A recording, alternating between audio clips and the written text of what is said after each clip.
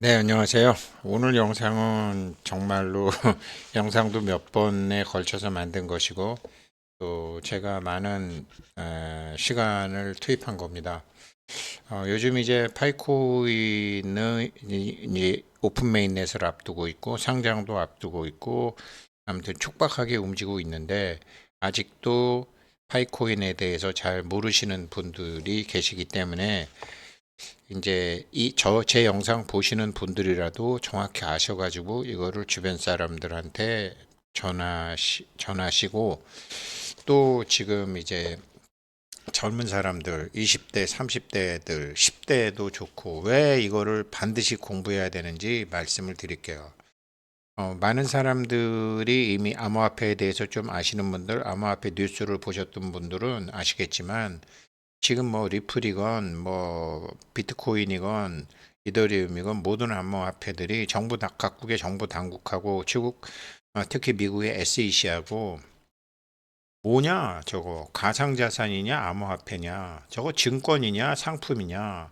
그래서 미국 선물거래위원회하고 미국 증권거래위원회도 왈가왈부하고 말이 있고 다 말이 있는데, 파이코인은 증권도 아니고 상품도 아니에요. 화폐를 만들고 있더라고요. 진짜 화폐를. 그리고 필드 매뉴얼대로 하고 있더라고요. 필드 매뉴얼 FM대로 한다라는 거 옛날에 참 많이 쓰던 말인데 야전 교범이죠. 전투 교범대로 하는 거죠. 그럼 파이코인이 지금 이 암호화폐를 만들고 있는 것은 어떤 교범대로 하느냐?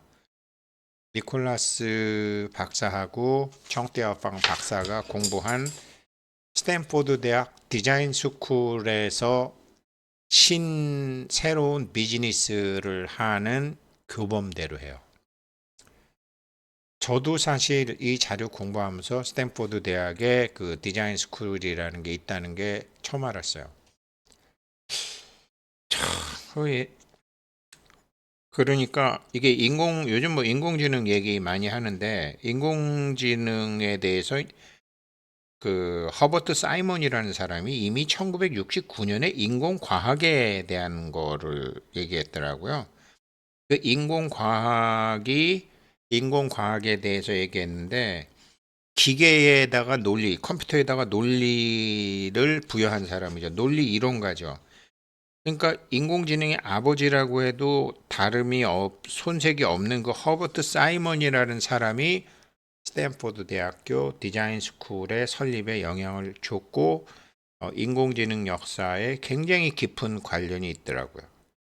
그래서 인공지능이 어쩌고 저쩌고 했는데 스탠포드 대학의 디자인 스쿨을 빼놓고 얘기가 할 수 없는 거더라고요.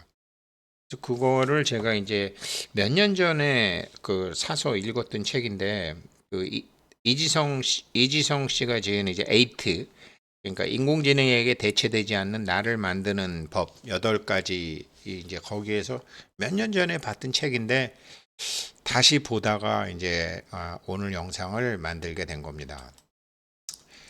파이코 팀이 뭐 최근에 그 코어 팀에서 뭐 누가 나간다 뭐 이런 얘기도 있고, 지금 뭐 9월 30일까지 KYC 한다 그러다가 11월 30일로 바뀌고, 마이그레이션은 그때까지 하고, 뭐 로드맵 여러 가지 이런 파이코 팀의 정책이 왜 왔다 갔다 하냐, 왜 흔들리거든요.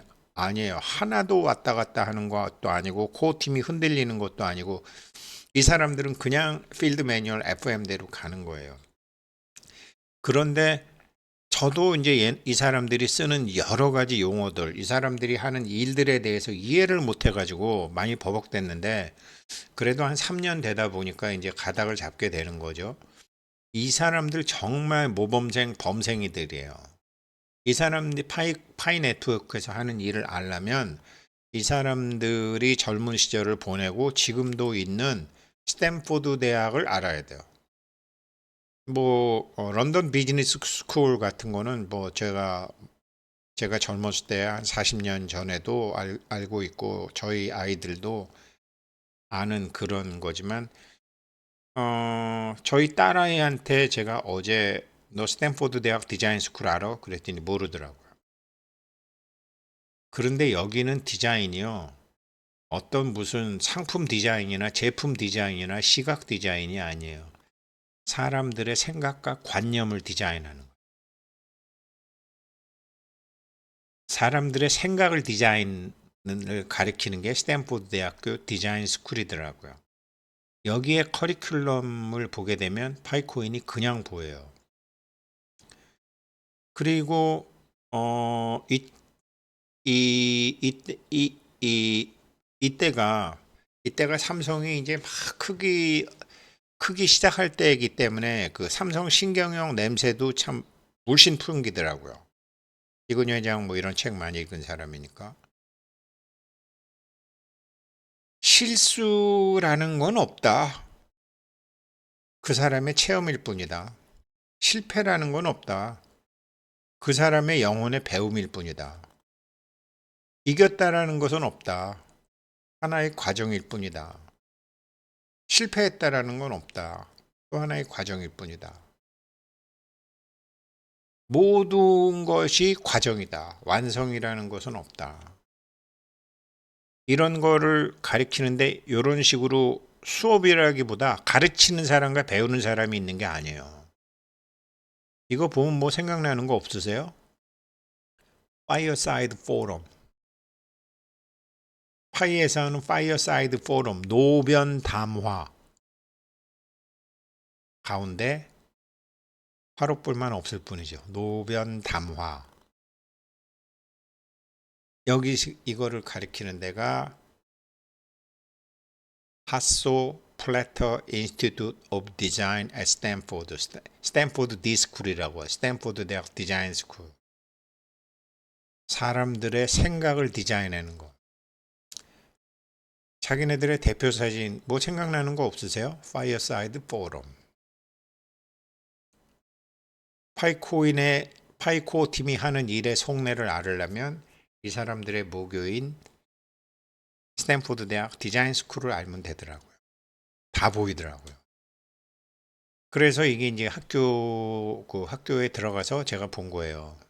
당장 얼마 전 9월 13일에는 사회적으로 임팩트를 줄 수 있는 어떤 그런 혁신적인 사고를 디자인 상품이나 제품이나 기업에다가 만드는 거. 파이코인이 암호화폐에서 볼 수 없는 독보적인 일을 하잖아요. 파이코인이 KYC를 어떤 암호화폐도 사용하지 않는 독보적인 방법을 쓰잖아요.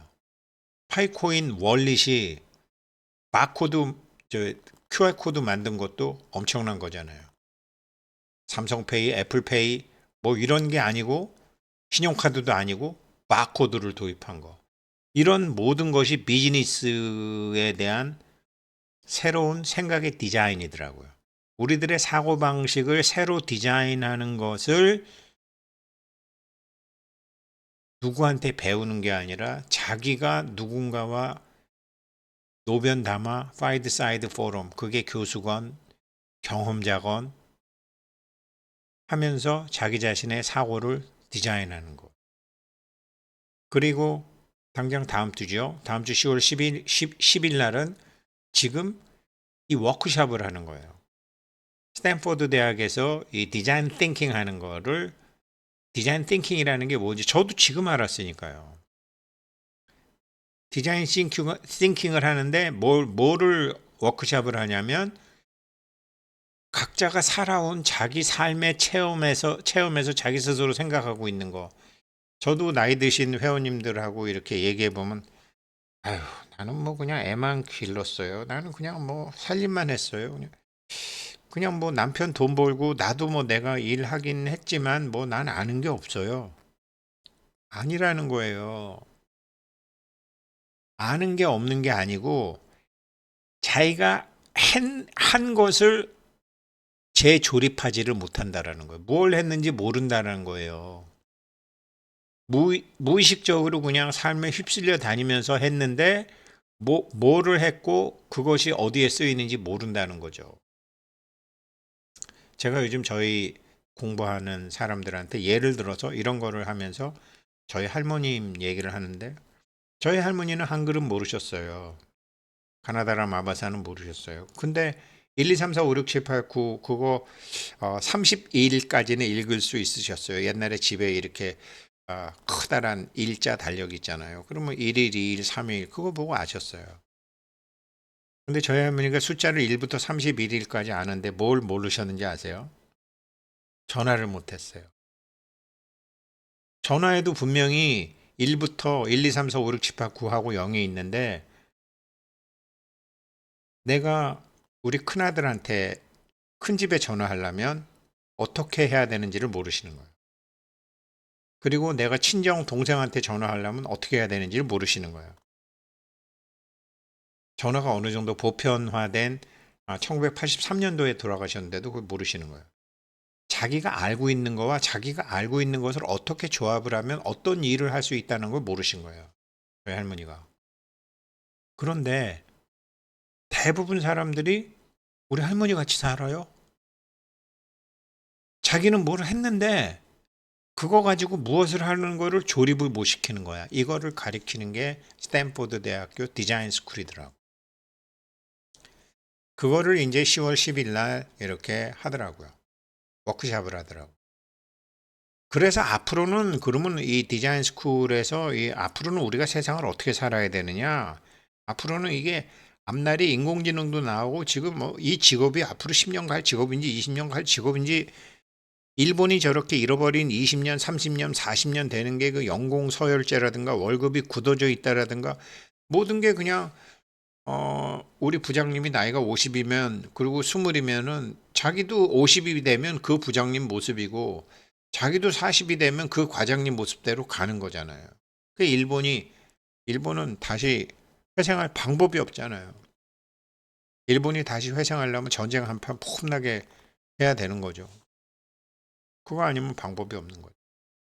그거에 대한 세미나를 10월 15일 날 퓨처 싱킹 미래에 대한 사고 어떻게 이 불확실한 상황을 뚫고 나가서 나 자신을 이끌고 회사를 이끌고 갈 것인가 이런 걸 가르치는 데가 스탠포드 대학교 디자인 스쿨이고 여기가 어느 날 갑자기 생긴 게 아니라 4차 산업혁명의 요람이더라고요. 한국 정부도 IMF 나고 난 다음에 이걸 알았더라고요. 소개를 받아갖고 1999년도에 정부 대표단, 기업 대표단, 그다음에 교수 대표단을 여기다가 보냈더라고요. 정부가 그랬으니 뭐 그다음에 그런데 그냥 그러고 말았죠 뭐.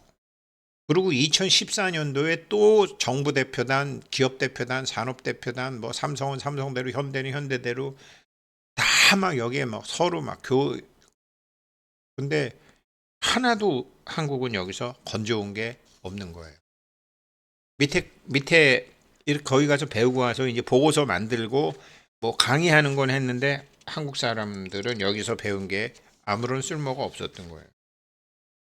여기서 있었던 사람들이 한국에 와서는 어떤 창조도 혁신도 일으키지 못하고 지금 인공지능을 만들 수 있는데 그 인공지능을 가지고서 이 사회에 변혁을 주고 기업에 변혁을 주는 거는 아직 못하고 있다라는 거죠. 어제도 말씀드렸지만 골드만삭스에서 벌써 2014년 10년 전에 애널리스트들 다 날리고 인공지능 캔쇼를 쓰고 있는데 한국의 미래어셋에서 그거 하나요? 삼성증권에서 그거 하나요? 어디서 하나요? 그렇게 어떤 임팩트를 못 주고 있다라는 거죠. 근데 그런 이유가 이거를 이제 스탠포드 대학 교수가 보니까 스탠포드 대학 디스쿨 설립자 중에 이제 한 명인데 이 사람이 그 레리 라이퍼 교수라는 사람이 있는데 이 사람이 이제 한국 사람들도 많이 오고 또 2000년대 중반부터 우리나라를 방문해 갖고 이거 스탠포드 대학 디스쿨에 대해서 생각을 디자인하는 걸 막 가르쳤는데 가만히 보니까 한국 사람들은 자기가 창조적인 인재가 되겠다라는 생각이 없더라는 거예요. 그리고 자기 자신이 한국 사람들 보면 굉장히 창조적인데 한국 사람들은 몇몇 창조적인 사람들이 있는 건 인정하지만 자기 자신이 창조성이 있다라는 사실을 인정 안 하더라는 거예요. 사실 뭐 그 말이 맞긴 해요.